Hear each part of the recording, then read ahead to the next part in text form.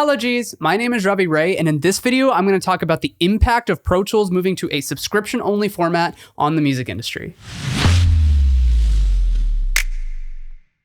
Okay, first off, a disclaimer. This is not going to be a video about the new split of features and functionalities in Pro Tools. Those types of videos are already out there, made by AVID and their partners. Moreover, I'm a full-time freelance mix engineer and a part-time music production student. If you've come to this video expecting the opinion of some godfather of the music industry who's been around the block, again, great resources out there on YouTube, not here. What I can provide, however, is the opinion of somebody in their mid-20s building a business in the consumer music space and who's tapped into the music student community. My client base is mostly consumer musicians between the ages of 18 and 35, and I'm chatting with current students and professors every week. If you're still with it, let's go. Okay, so to quickly recap the headline itself, AVID is moving their flagship DAW Pro Tools to a 100% subscription-only software. Some perpetual licenses are still available around the world, but AVID themselves is no longer promoting them. Under the new model, they're offering 3 packages. Quoting directly from their website, from cheapest to most expensive, we first have Pro Tools Artist for music creators just starting out at $9.99 a month. Next is Pro Tools Studio for serious music creators and producers at $39.99 a month. And lastly, Pro Tools Flex for audio posts and high-end production facilities at $99.99 a month. Now that we know what it is, I want to touch on 4 main impacts. Be sure to stick around for the last one. I think it's the most important. 1, the consumer music industry moves away from Pro Tools. The first thing that I think of is, did they not take a lesson from Netflix, who just had their big debacle a week or 2 ago? Don't get me wrong, I love Pro Tools. I've literally been on it since day one, and I run my entire business off of it. But for a monthly price, you need to be dishing out consistent value every single month, compared to Netflix or any other streaming service. With your subscription, you get new content every single month. Plugin bundles may appeal to some people, but for most, I feel like they just need the base software and customer support. Reaper seems to be the breakout DAW of choice, and they offer perpetual licenses for as low as $60. Personally, I downloaded Reaper the day of this announcement. 2, the pro music industry, meaning recording studios and production houses for film and television,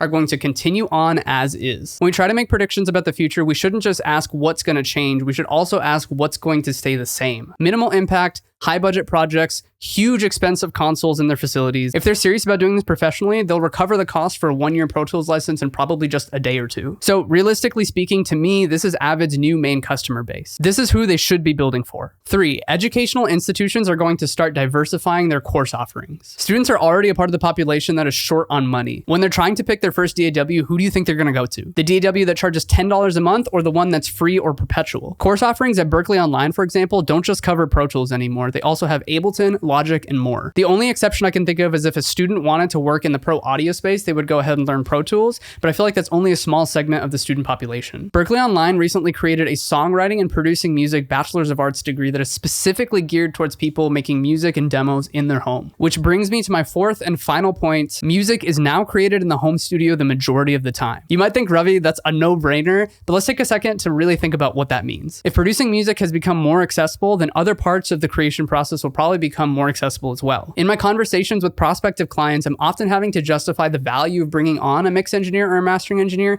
because consumer musicians on the whole are trying to reduce costs and own more parts of the process. Earlier this year, I ran an informal poll of the subreddit r/wearethemusicmakers. I asked, if we consider the music creation process as producing, mixing, and mastering, which parts of that process do you do yourself and which parts of it do you outsource? Now, take all of this with a grain of salt because I realize that this subreddit doesn't represent the broader music industry, but only 35% of respondents said that they outsource any part of the process, meaning that the other 65% produce, mix, and master all on their own. There are already even online music mastering softwares like eMastered and Lander that are taking potential jobs away from professional mastering engineers. And if we open the discussion on the impact of Web3, the music industry is headed towards a place where it's trying to cut out as many middlemen as possible. Personally, I think people involved in the creation process will continue to have roles, but what I'm trying to call attention to is the mindset of how can I reduce costs to put out more music? And if we come full circle to the topic of AVID Pro Tools going subscription only, this to me is representative of a consumer music industry push away from Pro Tools, thereby ending their dominance if it wasn't already gone in the DAW space. How does this change affect you personally, if at all? What's your opinion on where you think the music industry is headed? And is Pro Tools still your DAW of choice? If not, which one are you using? Let me know in the comments below. I'll also provide links to all of my sources in the description. If you learned something from this video, consider dropping a like or hitting the sub button. I drop videos on audio post-production every single week. Until the next one, stay well and shine bright.